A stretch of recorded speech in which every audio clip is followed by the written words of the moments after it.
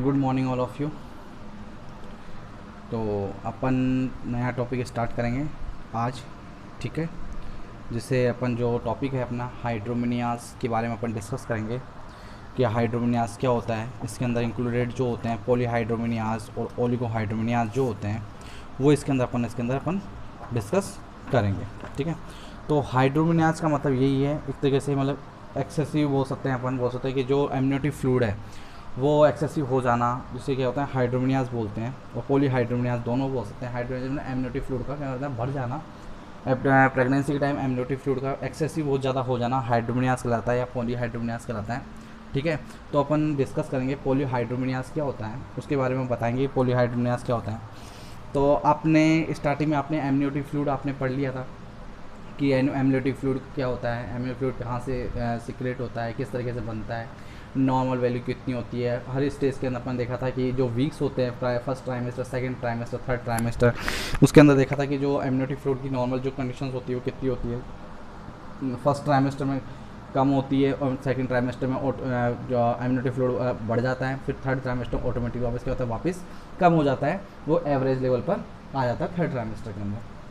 तो amniotic fluid के colour के बारे में आप पढ़ा, एबनॉर्मल जो कलर्स होते हैं वो उनके कारण क्या क्या प्रॉब्लम हो सकती है उनके बारे में अपन डिस्कस कर चुके हैं, ठीक है। तो अब ये कंडीशन अगर मान लो ऐसी कंडीशन हो जाए कि एमनियोटिक फ्लूइड नॉर्मल, आपने पढ़ा कि 800 से 1000 ml के बीच में 1 लीटर तक जो होता है वो नॉर्मल कंडीशंस में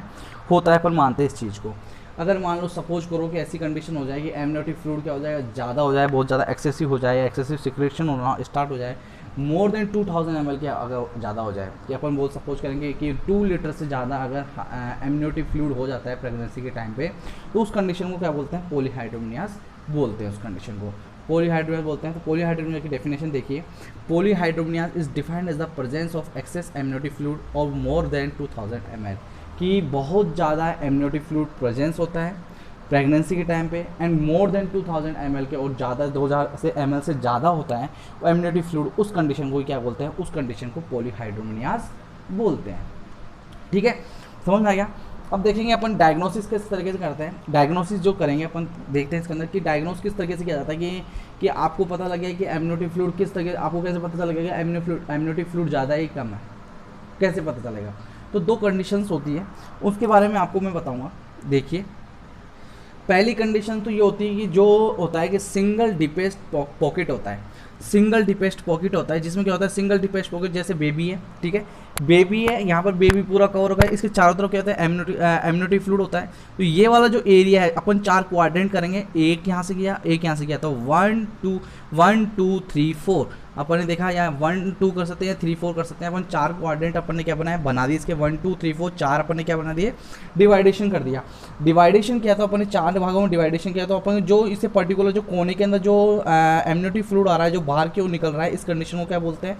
सिंगल डिपेस्ट पॉकेट बोलते हैं। क्या बोलते हैं इसको अपन, सिंगल डिपेस्ट पॉकेट जो होता है, जो मेजरमेंट किया जाता है, जो फर्स्ट मेथड होता है किसके लिए, एमनियोटिक फ्लूइड को मेजर करने के लिए नॉन इन्वेजिव प्रोसीजर होता है, इसमें कोई भी इन्वेजिव करने की ज़रूरत नहीं होती है, ठीक है। और ये बहुत ज़्यादा फास्ट टेक्निक है, जिससे एमनियोटिक फ्लूइड का मेजर किया जाता है, मेथड अपन यूज़ कर सकते हैं। इस कंडीशन में कोई भी केस मल्टीपल प्रेगनेंसी हो, स्पेशली डायजोटिक गेस्टेशन वाले हो, तो ईजिली क्या होता है, ऑब्जेक्टिव ईजी ऑब्जेक्टिव, जैसे ओनली ईजी ऑब्जेक्टिव अपन को पर्पज़ के लिए भाई आपको पता चल जाए मल्टीपल प्रेगनेंसी के अंदर, इनके अंदर आसानी से पता चल जाए, तो अपन क्या यूज़ करते हैं, एसडीपी यूज़ करते हैं, सिंगल डिपेस्ट पॉकेट अपन क्या करते हैं, इसके अंदर यूज़ करते हैं, जिससे अपन को पता चल जाता है। पहली कंडीशन तो ये होती है कि सिंगल डिपेस्ट पॉकेट के थ्रू क्या पता चलता है, एमनियोटिक फ्लूइड का क्या होता है, इंडेक्स का पता चल जाता है कि एमनियोटिक फ्लूइड किस तरीके से ज़्यादा है कि कम है, उस तरीके को पता चल जाता है। ये नॉन इन्वेजिव प्रोसीजर होता है। सेकंड बात करेंगे अपन, एमनियोटिक फ्लूइड इंडेक्स जो होता है किसके थ्रू किया जाता है, उसी एमनियोटिक फ्लूइड इंडेक्स के थ्रू किया जाता है। किसके थ्रू किया जाता है, एमनियोटिक फ्लूइड इंडेक्स के थ्रू।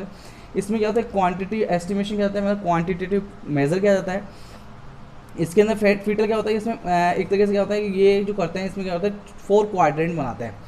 4 क्वाड्रेंट बनाते हैं इस तरीके से, 1 2 3 4 क्वाड्रेंट बनाकर इसमें क्या होता है, इसके अंदर मेजर किया जाता है। इसमें 4 क्वाड्रेंट बनाने के बाद क्या होता है, sum of the deepest pools and each of the 4 quadrant, हर क्वाड्रेंट्स के अंदर क्या होता है पता चल जाता है। यहाँ पर जो एरिया वाला, ये वाला जो एरिया है, ये वाला एरिया ले लो, ये वाला एरिया ले लो, ये वाला एरिया ले लो, ये वाला एरिया ले लो, इन चारों एरिया पे क्या दिखाई देगा आपको, एमनियोटिक फ्लूइड भरा हुआ दिखाया। तो इस कंडीशन से क्या पता चल जाएगा, एमनियोटिक फ्लूइड इंडेक्स का आपको आसानी से पता चल जाएगा। और एमनियोटिक फ्लूइड आपको अल्ट्रासोनोग्राफी की, प्रेगनेंसी के टाइम पे यूट्रस की अल्ट्रासोनोग्राफी करते हैं तब उसमें आपको एक्सप्रेस इन द सेंटीमीटर के अंदर पता चल जाएगा एमनियोटिक फ्लूइड कितना सेंटीमीटर के हिसाब से कितना फैला हुआ है, कितना ज़्यादा फैला हो। तो आपको किससे पता चल जाएगा, सोनोग्राफी चल जाएगा। जिसे एमनियोटिक फ्लूइड इंडेक्स का जो स्कोर है वो आपको किससे पता चलेगा, आपको अल्ट्रासोनोग्राफी से पता भी चल जाएगा। एग्जैक्ट वैल्यू आपको उसके अंदर आपको पता चल जाएगा कि कितने सेंटीमीटर तक फैला हुआ है, उसके अकॉर्डिंग एमनियोटिक फ्लूइड का पता चल जाता है। इसके अंदर पता चलेगा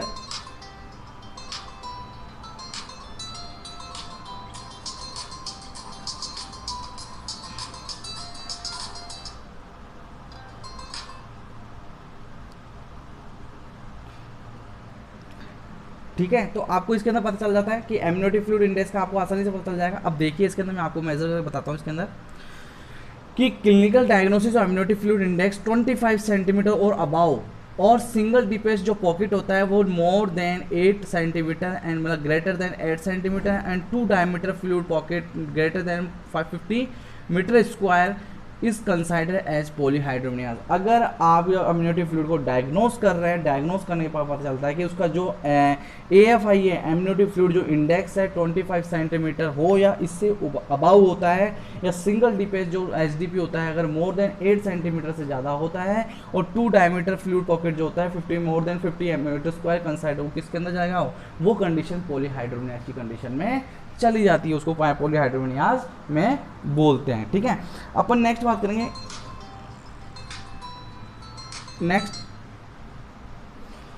नेक्स्ट देखते हैं अपन इंसिडेंस की बात करते हैं कि इंसिडेंस जो होता है वो किस तरीके से होता है। देखते हैं एस्ट जो रेंज होता है ये ऑल प्रेगनेंसी के अंदर होता है, मोस्टली 0.4 से लेकर 1.5% होता है। और जो मोर कॉमन होता है जो मल्टीपेरस और जो प्राइमरी ग्रेविड मल्टीपेरस के अंदर ये ज़्यादा होता है। तो देखते हैं इसके अंदर अपन देखेंगे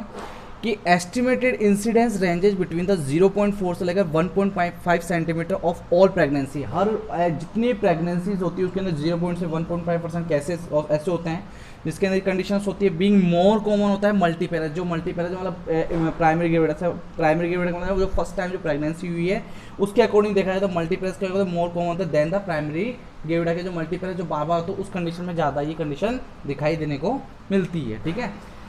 नेक्स्ट बात करेंगे अपन, इंसिडेंस हो गया, अपन बात करेंगे जो अपन मैंने इसके बारे में बता चुका हूँ, मैं इसके बारे में मैंने बता दिया है आपको। अब देखेंगे अपन ईटियोलॉजी के बारे में डिस्कस करेंगे कि ईटियोलॉजी के बारे में देखेंगे कोज क्या है, जो कि हाइड्रोमिनियाज की बात कर सकते हैं अपन, जो पॉलीहाइड्रोमिनियाज हो या ओलिगोहाइड्रोमिनियाज हो,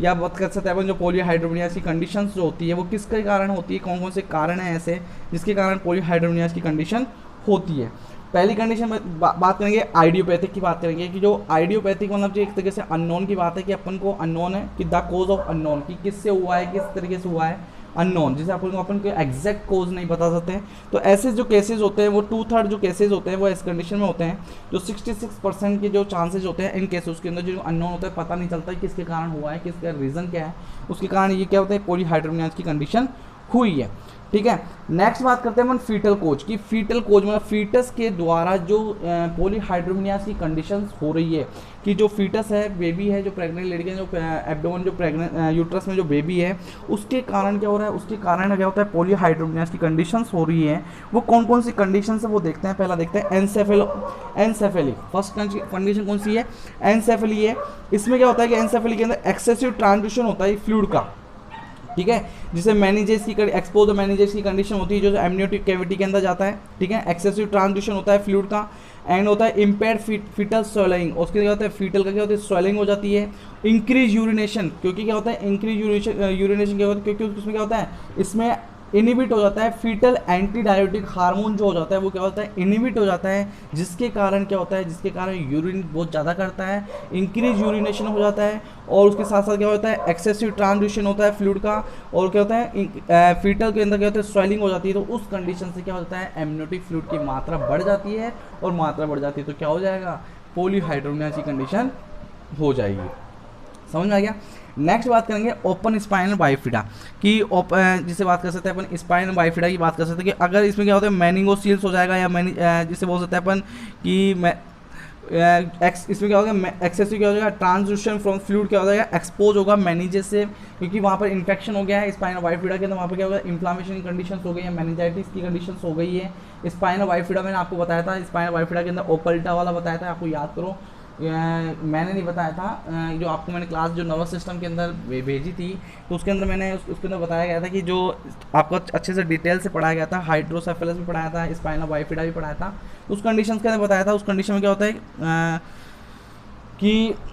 एक्सेसिव जो ट्रांजिशन होता है फ्लूइड का एक्सपोज होता है उस मैनेजर्स की तरफ से क्या होता है एक्सपोज होता है, आपने थर्ड ईयर के अंदर पढ़ा होगा ये चीज़, ठीक है। तो स्पाइनल बाइफिडा की क्या होता है एक्सेसिव फ्लूइड सिक्रेशन ज़्यादा होता है, तो उसके कारण भी क्या होता है, उसके कारण क्या होता है पॉलीहाइड्रोमिनेस की कंडीशन हो सकती है। ईसोफेजियल एंड ड्यूडेनल अट्रेजिया कि ड्यूडेनल अट्रेजिया मतलब किस कंडीशन ड्यू टू क्या होता है इम्पेयर्ड सोलोइंग हो जाती है, मतलब वो बच्चा क्या होता है सोलोइंग प्रॉपरली नहीं कर पाता है, इम्पेयर्ड हो जाता है, जिसका सोलोइंग प्रॉपर नहीं कर कंडीशन की जो हो जाती है, तो उस कंडीशन से भी क्या होता है ईसोफेजियल एंड ड्यूडेनल अट्रेजिया, मतलब उसे प्रॉपरली सोलोइंग नहीं कर सकता, इस कंडीशन से भी क्या होता है एक्सेसिव फ्लूइड का होता है, जिससे उस कंडीशन हाइड्रोमिनेस की कंडीशन हो जाती है, पॉलीहाइड्रोमिनेस की कंडीशन हो जाती है। Facial cleft and neck masses क्या हो जाएगा, facial cleft and neck masses, इसमें क्या होता है नॉर्मल क्या हो जाती है सोलोइंग हो जाती है, कि इसमें सोलोइंग हो जाती है कि क्या होती है नॉर्मल सोलोइंग हो जाती है फीटल क्लेफ्ट के अंदर, जिसके कारण भी क्या हो जाएगा, जिसके कारण क्या होता है पॉलीहाइड्रोमिनेस हो जाएगा। नेक्स्ट है हाइड्रोस फेटलिस, हाइड्रोस जो फेटलिस होते हैं वो कार्डियोथोरेसिस एनोमलीज होती है, फीटल सीरोसिस होता है, एंड साथ साथ में क्या होता है हाइड्रोमिनेस की कंडीशन होती है, मतलब एक तरह से बात करते हैं कि कार्डियोथोरेसिस एनोमलीज हो जाएगा, तो कार्डियोथोरेसिस एनोमलीज हो जाएगा तो क्या हो जाएगा फिट जो ब्लड सर्कुलेशन है वो प्रॉपर्ली नहीं हो पाएगा, ब्लड सर्कुलेशन प्रॉपर्ली नहीं हो पाएगा तो फ्लूइड वहाँ पर इकट्ठा होना जाता है, एक्सेसिव फ्लूइड हो जाता है, एम्निटी फ्लूइड की मात्रा भी वहाँ पर क्या हो जाएगी बहुत ज़्यादा हो जाएगी, वो फीटल सीरोसिस हो जाता है, लीवर उसका वर्क नहीं कर पाएगा, लीवर वर्क नहीं कर पाएगा तो वो इस तरीके से प्रॉपर्ली एक तरीके से उसके ऑर्गन प्रॉपर्ली तो वो ज़्यादा एक्सेसिव यूरिन भी कर सकता है, वो सकता है अपने जो पास आउट करेगा वो प्रॉपर्ली नहीं कर पाएगा, वो दोनों कंडीशन होती है जिससे भी क्या होता है पॉलीहाइड्रोमिनेस की कंडीशन हो सकती है इसके अंदर, ठीक है। नेक्स्ट देखते हैं कि प्लेसेंटा के कारण, प्लेसेंटा के ये फीटल कोज के कारण होता है कि फीटल जो बच्चा होता है जो फीटस होता है कि उसके कारण जो पॉलीहाइड्रोमिनेस की कंडीशन होता है, एंसेफेली के कारण होता है, स्पाइनल बाइफिडा के कारण होता है, ईसोफेजियल ड्यूडेनल अट्रेजिया के कारण होता है, facial cleft and neck masses के कारण होता है, और हाइड्रोस फेटलिस के कारण क्या होता है इन कंडीशन का पॉलीहाइड्रोमिनेस की कंडीशन होती है। प्लेसेंटा के कारण क्या होता है जो chorioangioma can cause the hydramnios excessive transudation fluid from it, placenta जो होता है प्लेसेंटा जो कोरियन एंजियोमा होता है क्या जो जिसके कारण क्या होता है हाइड्रोमिनियास की कंडीशन होती है, वहाँ पर एक्सेसिव ट्रांजिशन होता है फ्लूइड का, कि हाइड्रोमिनियास कंडीशन कॉज करता है जो प्लेसेंटा कोरियनोजेमा जिसमें क्या होता है एक्सेसिव ट्रांजिशन होता है फ्लूइड का, जिसके कारण क्या होता है हाइड्रोमिनियास की कंडीशन होती है। मल्टीपल प्रेगनेंसी होती है तो जिससे लार्ज प्लेसेंटा होगा, जो लार्ज प्लेसेंटा होगा तो क्या हो जाएगा मल्टीपल प्रेगनेंसी होगी, ठीक है, ठीक है। तो अपन ने यहाँ पे बताया कि मल्टीपल प्रेगनेंसी के बारे में कि मल्टीपल प्रेगनेंसी के कारण भी क्या होता है, मल्टीपल प्रेगनेंसी के कारण भी क्या होता है पॉलीहाइड्रोमिनियास की कंडीशन हो सकती है, क्योंकि due to the large placenta, अगर प्लेसेंटा लार्ज होगा तो उस कंडीशन में क्या हो जाएगा मल्टीपल प्रेगनेंसी हो तो लार्ज प्लेसेंटा होगा, जिससे क्या होता है पॉलीहाइड्रोमिनियास की कंडीशन हो सकती है, ठीक है। नेक्स्ट बात करते हैं अपन मैटरनल कोज की बात करते हैं कि मैटरनल कोज का मतलब कि मैं जो मदर के थ्रू वो फीटल कोज की बात थी, फिर प्लेसेंटा की बात थी, अब बात करेंगे मेटल कोज की, मेटल के मतलब मदर के थ्रू जो पॉलीहाइड्रोमिनेस की कंडीशंस हो रही है वो कौन किस कारण हो रही है, diabetes due to fetal hyperglycemic causing fetal diuresis and hydramnios की डायबिटिक की कंडीशंस होती है, तो क्या होता है फीटल हाइपरग्लाइसीमिया होगा जिसमें क्या फीटल डायरोसिस होगा और हाइड्रोमिनियास की कंडीशन मतलब फीटल एक डायरोसिस वाला एक तरीके से फीटल कोज क्या करेगा फीटल डायरोसिस के कारण हाइपरग्लाइसीमिक कंडीशन हो जाएगी, जिससे क्या होता है वो यूरिन पास आउट ज़्यादा करेगा, यूरिन पास आउट ज़्यादा करेगा क्योंकि वो डायबिटीज़ वाले पेशेंट क्या करते हैं भाई एक तरीके से कहता है यूरिन बहुत ज़्यादा पास आउट करते हैं, तो यूरिन पास आउट करेंगे तो उस कंडीशन से क्या हो जाएगी, उस कंडीशन से पॉलीहाइड्रोमिनेस की कंडीशन हो जाएगी, तो ठीक है। तो उस कंडीशन के कारण क्या होता है, उस कंडीशन से उस एक बोल सकते हैं कि अपन जो डायबिटिक्स कंडीशन हो जाती है मतलब हाइपरग्लाइसेमिक जो डायबिटीज वाले पेशेंट होते हैं उसको यूरिन पास आउट ज़्यादा होता है, उसके कारण भी क्या होता है पॉलीहाइड्रोमिनेस की कंडीशन हो सकती है। Cardiac and renal disease due to excessive transudation of fluid and edematous and large placenta, कि कार्डिक और रीनल डिजीज हो कि मानो कि कार्डिक फेलियर हो जाए या रीनल फेलियर हो जाए तो उस कंडीशन में यूरिन पास आउट ज़्यादा होता है, एक्सेसिव यूरिन पास होता है, ट्रांसड्यूस फ्लूइड बहुत ज़्यादा निकलता है, तो उस कंडीशन से क्या होता है पॉलीहाइड्रोमिनेस की कंडीशन हो सकती है। ठीक है। मेटरनल सबस्टेंस एब्यूज, अगर मदर कोई सबस्टेंस एब्यूज़ यूज़ करती है, कोई भी ऐसे अल्कोहल यूज़ करती हो या स्मोकिंग यूज़ करती हो, तो उसका एब्यूज़ के कारण कोई बात बोल सकते हैं, कोई भी सबस्टेंस ऐसे ड्रग्स वर्ग्स लेती हो, उस कंडीशन से क्या होता है पॉलीहाइड्रोमिनास की कंडीशन हो सकती है। तो ये अपन ने देखे कि कोजेज जो है कि पॉलीहाइड्रोमिनास के कोजेज थे। अपन टाइप्स की बात करेंगे, 2 टाइप्स के होते हैं, क्रोनिक और अक्यूट। 2 टाइप्स के होते हैं जो पॉलीहाइड्रोमिनास होते हैं, वो 2 टाइप्स के होते हैं, क्रोनिक होता है, एक होता है अक्यूट। ठीक है, फर्स्टली अपन डिस्कस करेंगे क्रोनिक हाइड्रोमिनास के बारे में अपन डिस्कस करेंगे कि क्रोनिक पॉलीहाइड्रोमिनास क्या होता है, देखते हैं अपन इसके अंदर। ठीक है, तो अपन जो फर्स्टली जो क्रोनिक हाइड्रोमिनास उसे कहते हैं जो फ्यू वीक्स, कई समय तक मतलब बहुत बात करते हैं 1-2 वीक 3-4 वीक तक क्या होते हैं, उस कंडीशन में इंक्रीज फ्लूइड क्या होता है बहुत ज़्यादा ओवर हो, बहुत ज़्यादा बढ़ रहा हो, उस कंडीशन को क्या होता है क्रोनिक हाइड्रोमिनास बोलते हैं। Chronic hydromelia is the more common variety there where there is a gradual increase the fluid over few weeks, कि कुछ वीक्स के अंदर क्या होता है बहुत ज़्यादा इंक्रीज हो जाए, usually occur after the 32 weeks, 32 week के बाद क्या होगा उस कंडीशन के अंदर फ्लूइड का वॉल्यूम बहुत ज़्यादा होता है कुछ समय के लिए, या बोल सकते हैं कि कुछ वीक्स के लिए या फ्यू वीक्स के लिए क्या होता है उस टाइम इंक्रीज हो जाए, उस कंडीशन को क्या बोलते हैं क्रोनिक हाइड्रोमियास बोलते हैं। इस कंडीशन में क्रोनिक हाइड्रोमियास हो जाएगी अगर मान लो फ्लूइड का बहुत ज़्यादा ओवरलोड हो जाएगा, तो सिम्टम्स क्या क्या दिखाई देंगे, पेशेंट कंप्लेन करेगा breathlessness on the lying down में be the be upright position, patient का रेस्पिरेशन द पेशेंट में कंप्लेन करेगा breathless on the lying down में, एंड मे बी क्या होता है अपराइट पोजीशन में भी क्या होता है वो ब्रीथलेसनेस क्या करते हैं कंडीशन को वो कर सकता है। पाल्पिटेशन, ठीक है, पाल्पिटेशन होगा, सिम्टम्स का पाल्पिटेशन होगा। ठीक है, ठीक है, नेक्स्ट और swelling of the lower extremities vulva and abdomen वाल, वहाँ पर स्वेलिंग दिखाई देगी क्योंकि वहाँ फ्लूइड बहुत ज़्यादा हो गया, तो उस condition lower extremities and vulva and abdominal वहाँ पर क्या होगा स्वेलिंग दिखाई देगी। एडिमा इन द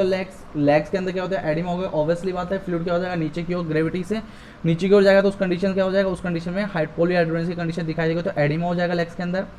साइन क्या दिखाई देंगे, साइन दिखाई देंगे कि जब वुमेन जो होती है वो breathless, specially in the lying down position, कि लाइंग डाउन पोजीशन में देखेंगे जो लेडीज़ है वो ब्रीथलेस हो जाएगी, मतलब बहुत ज़्यादा डिफिकल्टी होगी उस कंडीशन के अंदर, तो आप लोगों को साइन दिखाई देगा। एविडेंस ऑफ प्री क्लैम्सिया कंडीशन दिखाई देगा, जिसमें एडिमा भी दिखाई देगा, प्रोटीन यूरिया कंडीशन दिखाएगी, हाइपरटेंशन कंडीशन दिखाई देगा, इन तीनों चीज़ की कंडीशन देगा, तो आपको एक एविडेंस मिल जाएगा प्री क्लैम्सिया की कंडीशन दिखाई देगी, जिसमें आपको मैं डिटेल से बताऊंगा कि प्री क्लैम्सिया और एक्लैम्सिया क्या होता है, इसके बारे में अपन अच्छे से पढ़ेंगे। ठीक है, तो इसके अंदर ये साइन दिखाई देते हैं, कौन सी कंडीशन में दिखाई देते हैं पॉलीहाइड्रोमिनास की कंडीशन में दिखाई देते हैं। पहला दिखाया जाता है ब्रीथलेसनेस लाइंग डाउन वाली पोजीशन में, पाल्पिटेशन दिखाया जाता है होता है, एंड स्वेलिंग होता है लोअर एक्सट्रीमिटीज के अंदर, और एडिमा होता है लेग्स के अंदर, और अपन को साइन जो दिखाया जाता है वो लाइंग डाउन पोजीशन में ब्रीथलेस हो जाता है, और अपन को प्री क्लैम्सिया जैसी कंडीशन की वो क्या होता है जो सिम्टम्स होते हैं बोल सकते हैं, जो कंडीशंस होती है एडिमा, प्रोटीन यूरिया, हाइपरटेंशन, वो अपन को इसके अंदर साइन अपन को दिखाई देते हैं। ठीक है, अपन एब्डोमिनल एग्जामिनेशन की बात करेंगे। ठीक है, कि एब्डोमिनल एग्जामिनेशन की बात करेंगे, जिसमें फर्स्टली बात करेंगे इंस्पेक्शन की बात करेंगे। इंस्पेक्शन के देखेंगे अपन जो पेशेंट की इंस्पेक्शन है अपन को ओनली फॉर विजुलाइजेशन करेंगे। एब्डोमन के देखेंगे, एब्डोमन का जो फिजिकल एग्जामिनेशन होता है, एब्डोमन एग्जामिनेशन वो फिजिकल एग्जामिनेशन क्या होता है बिल्कुल फिजिकल असेसमेंट से बिल्कुल क्या होता है डिफरेंट होता है। ठीक है, इंस्पेक्शन करेंगे तो एब्डोमन मार्कली एनलार्ज, अपन को एब्डोमन क्या दिखाई देगा बड़ा दिखाई देगा, अपन ने देखा इंस्पेक्शन किया दूर से देखा अपन ने, तो अपन को क्या दिखाएगा मार्कली एनलार्ज दिखाई देगा। स्किन टेंस शाइनी और लार्ज स्टेयर टाइप की अपन को दिखाई देगी, कि स्किन बहुत टेंस दिखाई देगी, बहुत टेंस यानी बोलते हैं खिंचाव तरीके बहुत ज़्यादा खिंच रही हो, इस तरीके से अपन को उस तरीके से दिखाई देगी। शाइनी यानी चमकती हुई दिखाई देगी। लार्ज स्टेयर में एक तरीके लाइन बहुत सारी अपन को धारियाँ दिखाई देगी, बहुत सारी बड़ी बड़ी अपन को दिखाई स्टेयर दिखाई देंगे, बड़े बड़े उसके अंदर अपन को दिखाई देंगे। ठीक है, ये कंडीशन दिखाई देगी, जब अपन उसको विजुलाइजेशन करेंगे, अपन एब्डोमेन को देखेंगे तो अपन को ये कंडीशन देखने को मिलेगी। नेक्स्ट करेंगे अपन पाल्पेशन करेंगे, तो पाल्पेशन करेंगे तो अपन को पता लगेगा कि जो हाइट है यूट्रस की more than the period of the amenorrhoea, कि अपन की जो कंडीशंस है अपन यूट्रस की नॉर्मल कंडीशन उससे भी क्या होता है ज़्यादा अपन को यूट्रस की कंडीशन दिखाई देगी।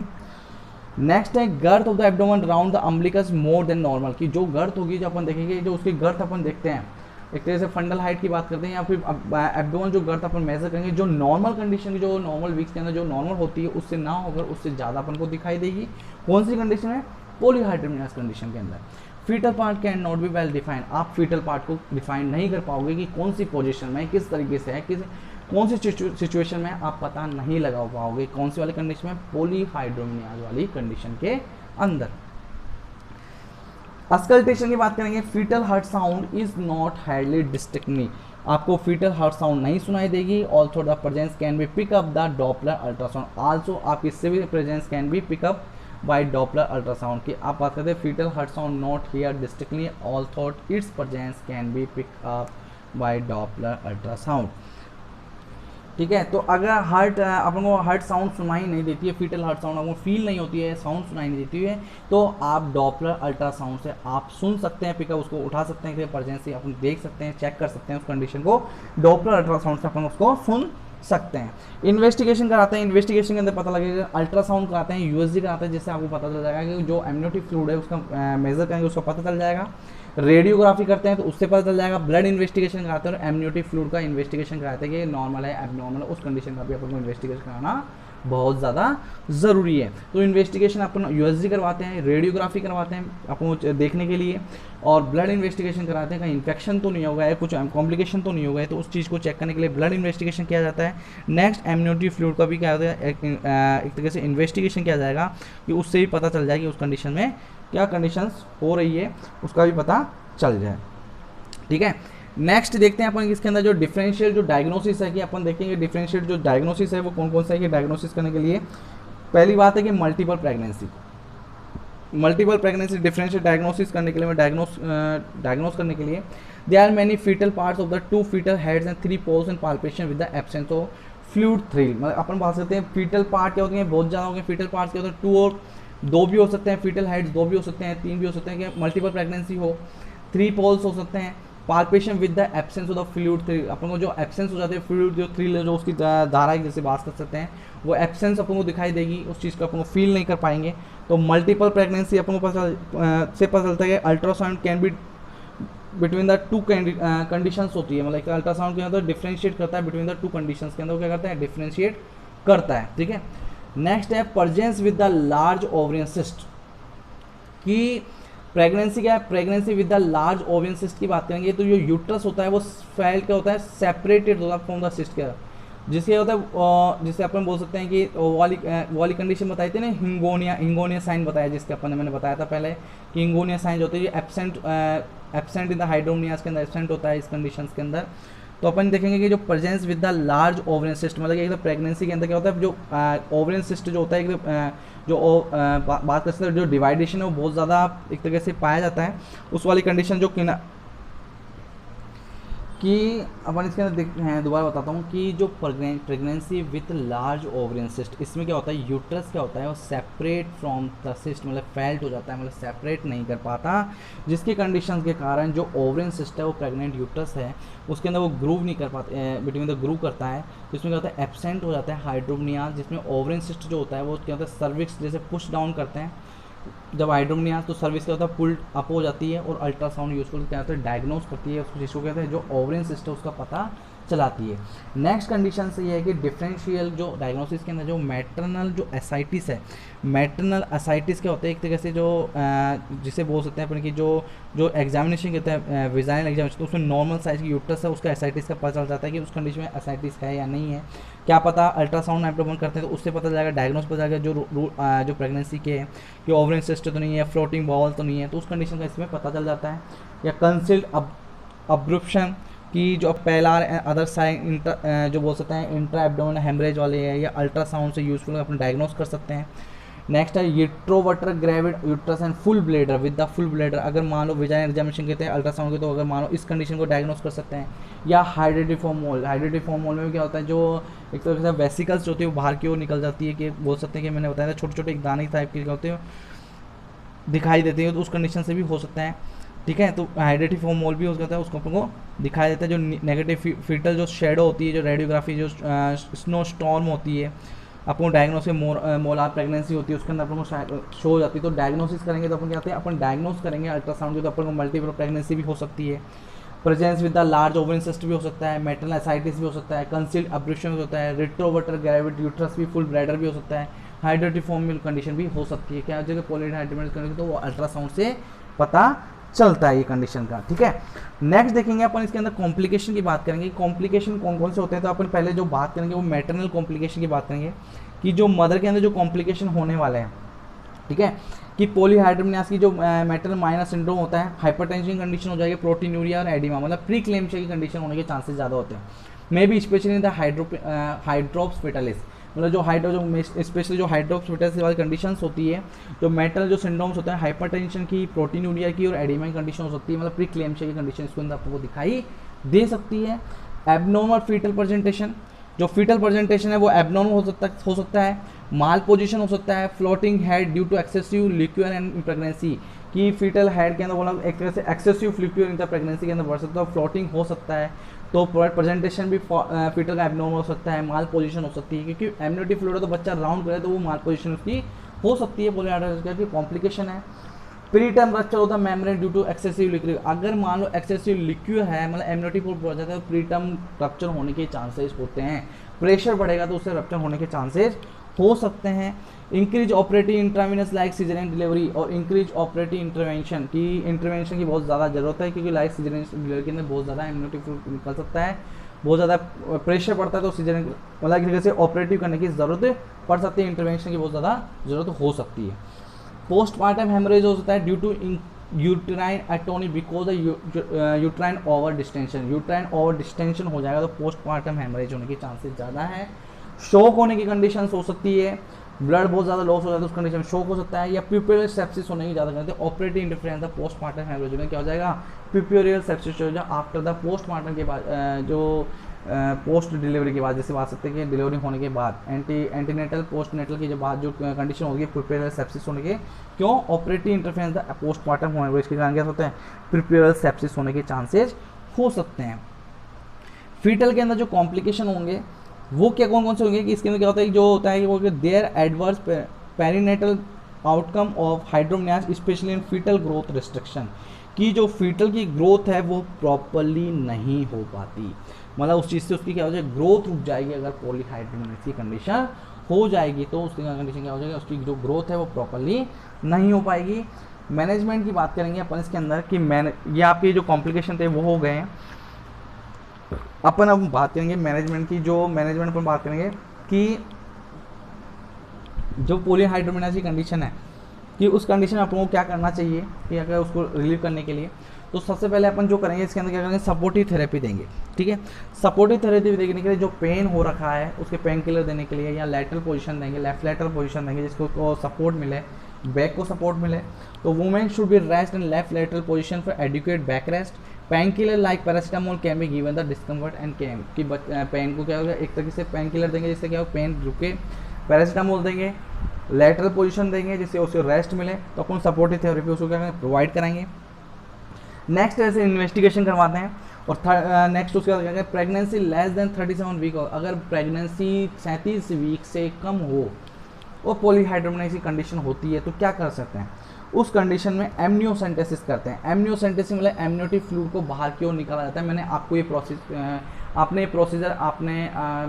प्रोसीजर मैंने एमनियोसेंटेसिस के बारे में आपको अच्छे से बताया हुआ है, तो आप उसको एक बार देखिए। तो एमनियोसेंटेसिस किस तरीके से की जाती है, कौन से वीक में की जाती है, तो इसमें एमनियोसेंटेसिस करते हैं, perform by the slow decompression removing 1 से 1.5 लीटर के अंदर 1 से 1.5 लीटर के अंदर बाहर क्यों निकाला जाता है एमनियोटिक फ्लूइड ओवर 3 आवर के अंदर, relieve maternal distress and continuation of pregnancy, और जो डिस्ट्रेस बढ़ा हुआ है, जो प्रेशर बढ़ा हुआ है वो कम हो जाता है और कंटिन्यूस प्रेगनेंसी के चांसेस बन जाते हैं, जो कंटिन्यूस प्रेगनेंसी हो सकती है। ठीक है, तो एमनियोसेंटेसिस करते हैं अगर 37 वीक से कम है। नेक्स्ट करते हैं कि इसमें क्या होता है, इंडोमेथासिन अपन क्या होता है इसमें थेरेपी देते हैं। क्यों देते हैं, क्योंकि ये इसलिए देते हैं जो इम्पेयर जो लंग फ्लूइड है प्रोडक्शन है, उसके जो एब्जॉर्प्शन होता है एमनियोटिक फ्लूइड का, और फीटल यूरिन जो होता है उसका प्रोडक्शन क्या होता है, डिक्रीज हो जाता है, और जो इंक्रीज फ्लूइड मूवमेंट है वो फीटल जो अक्रॉस करता है फीटल मेम्ब्रेन को, वो ये काम करता है। तो एक तरीके से ये होता है यूरिन को कम करता है फीटल्स की, और क्या करता है ये एमनियोटिक फ्लूइड को क्या करता है, एक तरीके से अबॉर्शन लंग्स की जो फ्लूइड जो प्रोडक्शन होता है उसको कम करता है, और एक तरीके से और क्या करता है ये साथ में ये करता है, ये जो मूवमेंट्स है फ्लूइड के मूवमेंट है उसको क्या करता है, इंक्रीज कर देता है, जिसके कारण होता है इंडोमेथासिन के काम होते हैं जो अपन को प्रिस्क्राइब करनी चाहिए। कितनी प्रिस्क्राइब करनी है इसको, 1.5 से 3 mg पर kg पर डे के हिसाब से देनी है, 2 से 11 वीक के अंदर देनी है। Is associated with the renal failure, premature closure of डायरेक्टोसिस, मतलब इस कंडीशन में अपन को देनी है। ठीक है, इंडोमेथासिन अपन दे सकते हैं अगर बिफोर द 37 वीक से पहले हो और पॉलीहाइड्रोमनियास की कंडीशन हो जाए तो अपन ये मेडिसिन प्रोवाइड करवा सकते हैं। प्रेगनेंसी अगर मोर देन 37 वीक हो तो slow amniocentesis with the drainage about 3 litre and 3 litre तक अपन कब तक 3 लीटर तक कर सकते हैं। In liquid is done upon 3 litre तक अपन निकाल सकते हैं। अगर 2000 अगर जितना है उस हिसाब से अपन बाकी को निकाल सकते हैं। ठीक है। If the live and presentation of the foetus, अगर मान लो लाइव प्रेजेंटेशन है, लाइव प्रेजेंटेशन किस तरीके से होगा आप जानते ही हैं।